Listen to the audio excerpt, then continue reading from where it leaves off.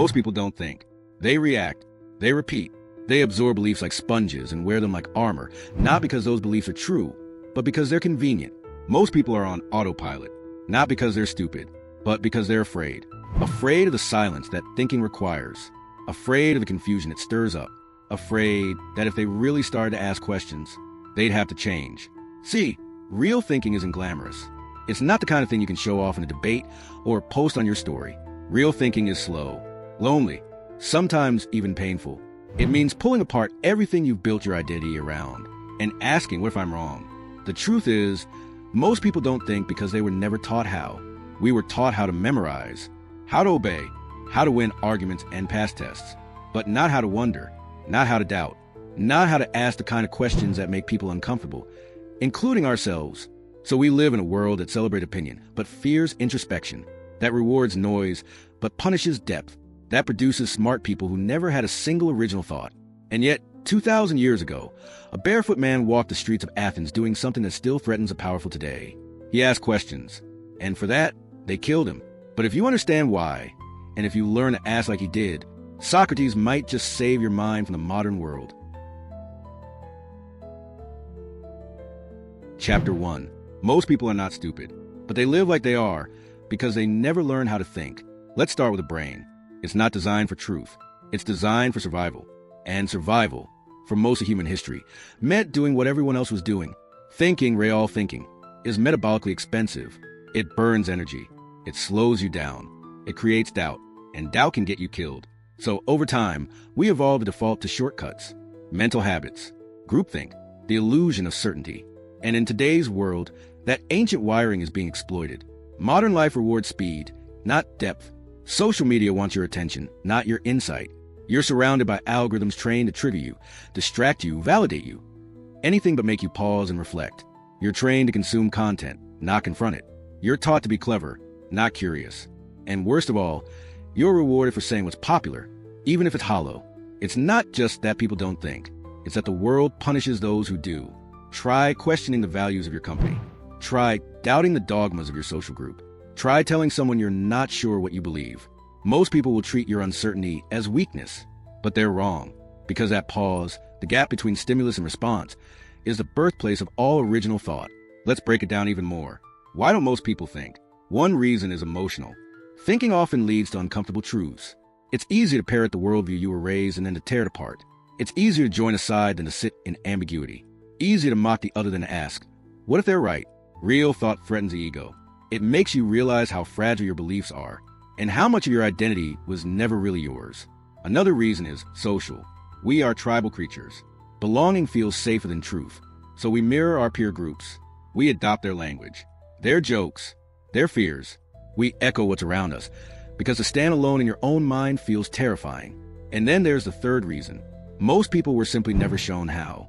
Education doesn't teach you how to think. It teaches you how to follow rules, memorize frameworks, and perform certainty. Ask too many questions, and you're difficult. Ask the _wrong questions, and you're disruptive. What you end up with is a society full of intelligent people who can code, calculate, and critique, but who have never sat alone in silence and asked themselves, what do I actually believe?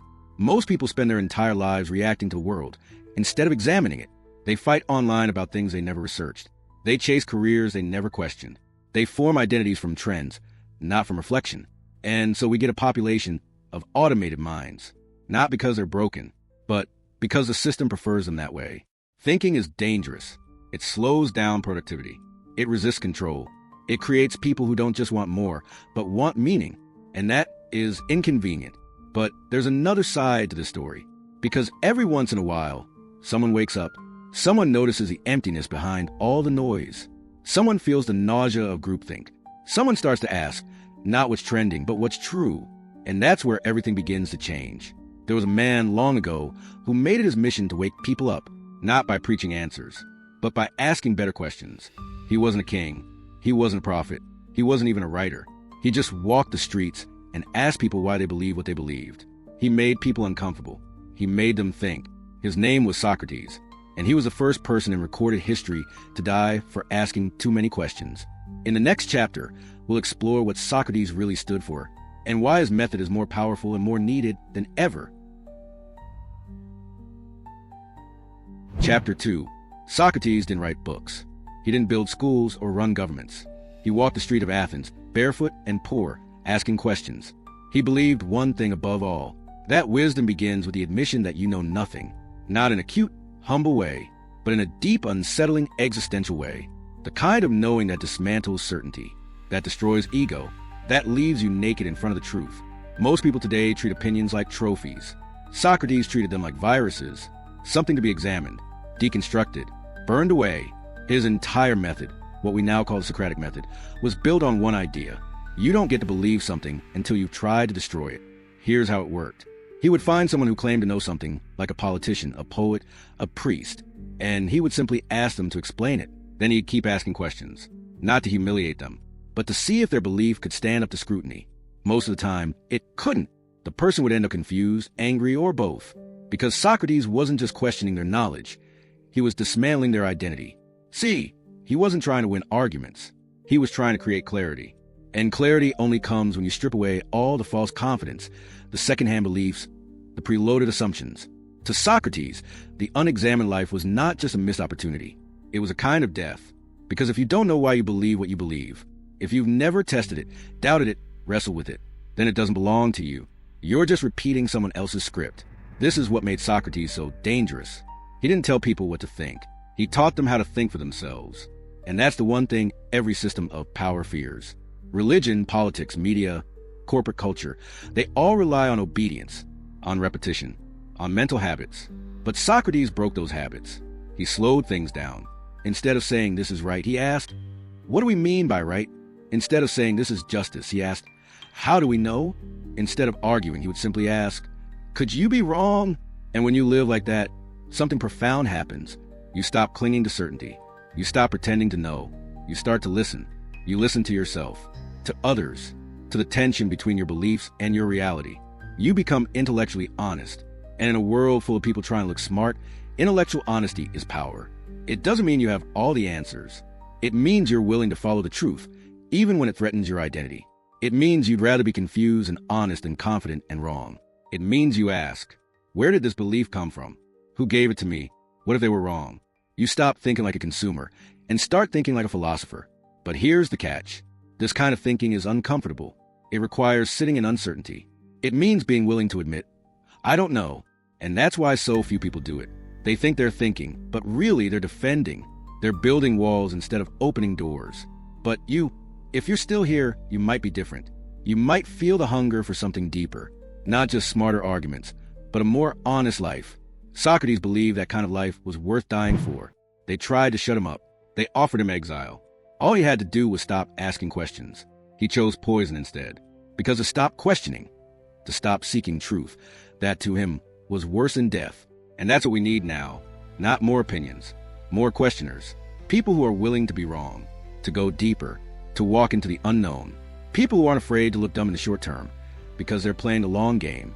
So if you felt like you're surrounded by fake certainty, if you felt that itch, that discomfort, that quiet sense that something about the world is off, you're not crazy. You're waking up. And Socrates is your ally. His method isn't just a tool. It's a weapon, a shield, a compass. In the next chapter, we'll talk about how to use it, not just as an idea, but as a practice, as a way to train your mind to become dangerous again. If this gave you something to think about, you know what to do. Like, subscribe, keep going. Chapter 3. So, how do you actually think like Socrates? How do you stop reacting and start examining? It begins with one thing, a commitment to discomfort. Because thinking isn't cozy. It's not aesthetic. It's not something you do in a coffee shop to look interesting.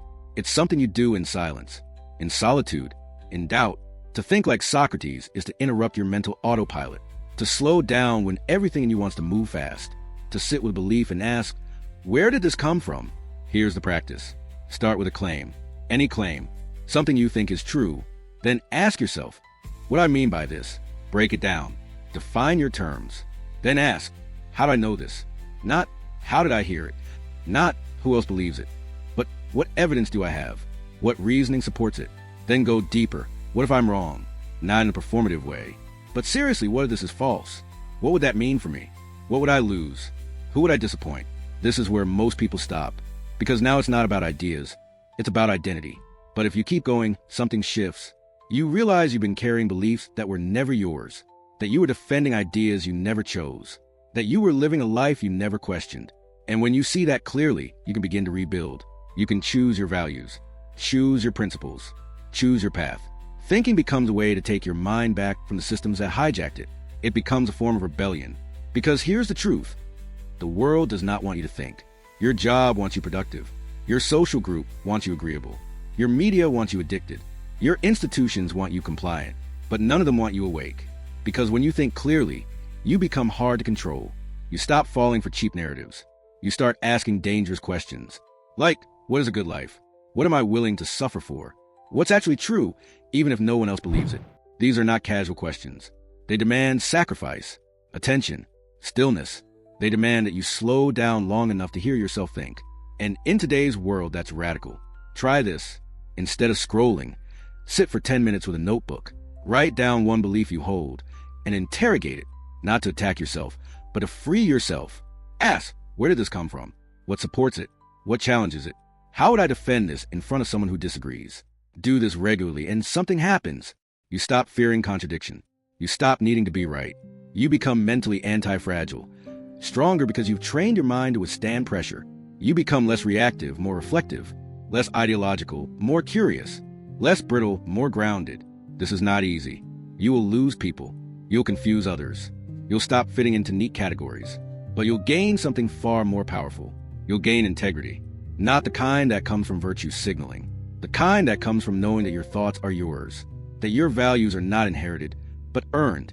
And with that integrity comes freedom. Freedom from the noise, from the fear of being wrong, from the need to conform. This is how you make your mind dangerous again. Not by collecting facts, but by cultivating clarity. Not by shouting your beliefs, but by testing them again and again until they're forged like steel. You don't have to be Socrates, but you can walk the same path. You can ask, doubt, challenge, reflect. You can become the kind of person who doesn't just consume the world, but understands it. And that kind of person, in a time like this, is rare and needed and unstoppable. Socrates didn't want followers. He wanted thinkers. He believed the mind was like a muscle, not something to fill, but something to train. And today, most of us have minds that are overfed and underused. We consume, we react, we repeat, but do we actually think? Socrates showed us that thinking isn't a luxury. It's a moral duty, because the quality of your thoughts shapes the quality of your life. And in the next video, we'll go deeper into that very idea. Why most people don't think, and how Socrates can save your mind. If you've ever felt like your mind was noisy but unclear, if you ever scrolled for hours and still felt empty, if you know something deeper is possible, then meet me there. Because this journey, it's just beginning.